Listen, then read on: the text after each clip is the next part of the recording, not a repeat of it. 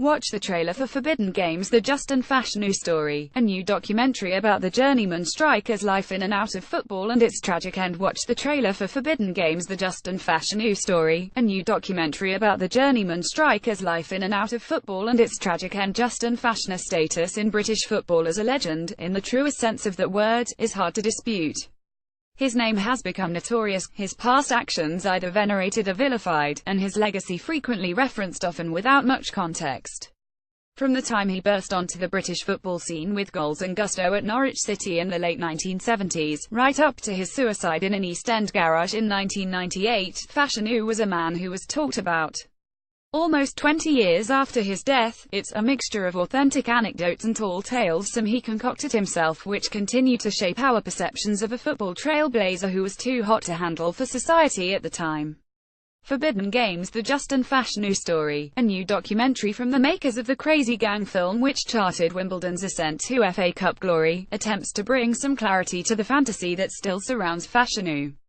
Given up for adoption along with little brother John at a very young age, Justin's formative years with his foster parents in rural Norfolk put him on course for sporting success, all set against the backdrop of Thatcher's Britain.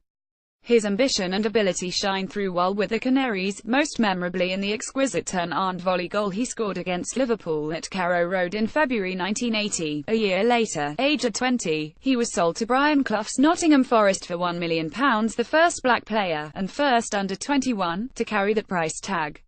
Justin was now learning more about himself, his sexuality and his personality, and as his form deserted him so the helter-skelter descent of his life began. Quickly jettisoned by an inconsiderate Clough, he dropped down to Notts County in Brighton, a serious knee injury presenting yet another hurdle to overcome. He became the quintessential journeyman, always chasing new starts. He played for 22 clubs in 7 different countries, and the money that he hoped would fuel happier moments, even if only for a short time. Meanwhile, after also leaving Norwich, John forged a more stable career which included the Dons' Wembley Cup success, England recognition, and then after retirement, primetime TV. The Brotherhood, however, irreparably broke down. Woven with archive footage, vignettes of dramatized reconstructions, and new interviews from friends and family including John, Forbidden Games is a compelling study of a complex sporting icon. The film is also a welcome unwrapping of the Justin mythology, presented with moments of mirth as well as melancholy, and accessible to football fans familiar or unfamiliar with the Fashanu history. Justin was capped by England at B and under-21 levels. John Carey co-produced and co-directed the documentary with Adam Dark, and spoke to Sky Sports about the filmmaking process, the discoveries they made, and Justin's legacy. Sky Sports: What led to your decision to make a documentary about Justin? There's a crossover of course with John's story, which was partly covered in the Crazy Gang documentary. John Carey: When we were working on the Crazy Gang, we saw some archive footage that covered both of their upbringings, and through the interview we did with John for that, we were able to get his assistance with some key family contact details. He's not creatively involved in the project, but he was helpful in terms of arranging that for us. There's a similarity between John and Justin in that they both craved celebrity for validation. That's our own theory on their background and how they reacted to it afterwards. With John, his profile is obviously less than it was, and so any limelight that he can get now, he's interested in. I don't know whether it was about Justin's story being told for him. I suspect he would see the benefits of that for himself. The documentary features archive footage dating back to Justin and John's upbringing with foster parents in Norfolk. Was there an acceptance that, because of the complex nature of Justin as an individual, that this would be a very difficult film to make, or did the fact that so many stories about him were out there make it seem somewhat less challenging? We like to make films with depth, and we're really passionate about making films that are authentic as well. With Justin's story, we knew that it was going to be complex and that there were going to be many elements to it, and as we delved deeper, more and more stuff came out. As you're working on it, you gain the trust of those contacts and you're able to get into the real detail. Part of our process is showing people the work you've done previously, and let them speak to people that we've worked with to gain assurances if necessary. Were there hopes and fears from those you interviewed on camera about what the documentary would achieve? It's about being sensitive but also wanting to get to the truth. The way that we work, Adam's a very gifted interviewer, we're both very interested in psychology and human behavior. When we do the interviews, there's a lot of preparation that goes into it and they're very extensive. John's interview was about 2 hours long, and if you break it down, probably in the final cut for about a minute and a half. It's a process that's designed not to get what we need, but to get to the truth. It's about being able to read people and work out whether they're telling the truth and bring that to the viewer so they can also make up their mind. In a lot of the work that we do, we pose a lot of questions for an audience. We don't necessarily give loads of answers, we present it and everyone may have a different opinion. That's the kind of stuff that we enjoy watching and enjoy making. Justin made his professional debut for Norwich in December 1978. There's a quote about Justin from John Cahoon, who was his teammate at Hearts, that there were 10 different people in his head. Was there a conscious risk that you could almost end up following only one of those, rather than the other 9? When we worked with John on The Crazy Gang, it's a very different personality that he gives in that film to this one. It's a borrowed tabloid persona of a hardman. There are very different facets to him. He's a very complex man, and managing him at times can be difficult. I see through the archive and the stories that people tell us about Justin, that was a very similar situation. Justin was very deep. Him and John were multifaceted personalities. What we seemed to find was that, because Justin kept moving around, you've seen how many clubs he played for, he went to a different town and it was like a fresh new start for him. He would go there and eventually it would go wrong. He was in this pattern of deceit, to a degree. He was cheating people, taking and borrowing money from people and not paying it back.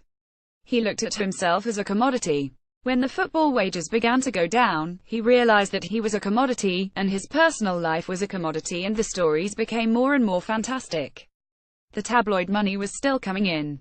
Justin's final club spell in British football was with Hearts from 1993 to 1994. I was surprised to learn that Justin had a fiancée for a short time while at Forest. With that engagement, at that point in his life, he was very confused sexually. We try to show it in the film, punctuating it with archive clips, putting it into context, the fact that homosexuality was not accepted by political figures and the public because that was the rhetoric they were getting. He struggled with it. He got drawn to the church and religion as a way of stopping those urges. I think he didn't want to be gay because it wasn't accepted and he was made to feel different about it. Early on in the film, we see a reporter ask Justin about wealth and fame, and he admits he's materialistic, that he felt showing outwardly that he was successful was the route to acceptance and respect. That seemed to me as a viewer to shape his life perhaps more than anything else. Fame, celebrity and money, it appears that he felt they were going to give him validation. I think John has the same belief system. I don't know where they get that from. It's a crucial bit of archive for us, that you can almost see young footballers falling into that trap even now. They have to have the flash car, the amazing-looking girlfriend, the fancy suit, the jewelry, the watch, whatever it is, it's outside validation, because it's not coming from within. For kids now, with Instagram, Facebook etc., it's constant validation for this is my life, I'm doing amazing, I need people to like this. It's a bit of a defect in human behavior. John Carey. There's a lot that is known widely about Justin, and a lot that people think they know, but what surprised you the most in the making of the film? For me, when you start looking at the detail behind some of the politicians' stories where Justin's involvement is uncertain, it was very difficult structuring that, without getting into legal difficulties. We present it without judgment, it's a timeline, really. You make of that what you will. I knew quite a lot about John, and the comments that he made about his brother when Justin came out. John's always been painted as a villain for doing that. He says I wouldn't get changed with him, I don't know how other footballers would feel. I'm his brother and this is how repulsed I am by him. We try to give the context, and show what John believed Justin had done to him.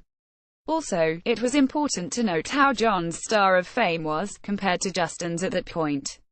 I'm not justifying his behavior, but it was really important to give the context. We can all relate to envy, to being attacked, and John felt he was being attacked. In the match after Justin came out, John was playing for Wimbledon and he got wolf whistled every time he touched the ball. Even now, when friends and colleagues have asked me what I'm doing, and I say I've been working on this Justin fashanu film, they say oh, he was on Gladiators, hes this, hes that, and it's like, no, that's John. They still get confused. They were entwined, and at times, I don't think either of them wanted to be. There's other bits that we weren't able to put in the film. It's always tricky, because you're finding a balance. You use reconstruction and you use archive, but you need to break those interviews up from a creative standpoint. John's girlfriend, who is Amal's mother, split up from John after a tabloid exposed an affair that he was having. John moved out of the family home. Not long after that, Justin moved in with John's ex-partner and Amal. John told us that one day, he was walking round to go and see Amal. Justin passed him, driving John's car, wearing John's clothes, and had John's daughter in the back of the car. It runs pretty deep, the resentment that they had. Justin's transfer to Nottingham Forest in August 1981 soon turned sour as he fell out with the irascible Brian Clough, with Justin and now his name being so often a footnote in any story about the lack of openly gay male footballers. Hes like a legend, a myth in British football. What do you hope the viewer takes away from the film? There's two things. We wanted to show how much we've progressed as a society compared to then, and make young people aware of that change, but it was also important to flag up that we still have some way to go. Homosexuality still hasn't been accepted in male football. Let's debate the reasons as to why that it is. It's a choice as to whether somebody comes out or not, and I don't think football has created an environment where that's particularly easy. Football supporters are going to have a huge part to play in that, and the FA and various other governing bodies are going to need to kick out homophobia in the same way that racism was kicked out. When we've shown it to young people, they can't quite get their heads around the political landscape and the things that were said at that time. Their acceptance is far greater, depending on where they're based and their background. We're really interested in legacy and change, as well as being authentic. If this could help create an environment where footballers do feel that they can come out and it isn't a problem, then that would be something really positive to take from this project. In terms of the film as well, we've always felt it was a test of empathy to see a flawed man, to see the situation that he was in, the complexities of his upbringing, and the things that were going on in the media and the political landscape at that point. You take on board all of that, warts and all, and how do you feel about this man at the end? We really wanted to test the audience. Justin is fondly remembered by many fans at several clubs including Carey, where he played in 1993. What's next for you both? Any more sports-related films? The projects feel more like sport rappers, if you like. We're always interested in the human behavior. We're looking at football players in Kiribati, a country that's potentially the first to be wiped out by climate change. It's an island in the middle of the South Pacific, and there's no part of the land that's more than 6 meters above sea level. They have a very poor football team, but they're going to be coming to London for a tournament. It's almost like a Cool Runnings sort of thing. Forbidden Games: The Justin Fashanu Story is available now on demand on iTunes, Amazon and Google Play.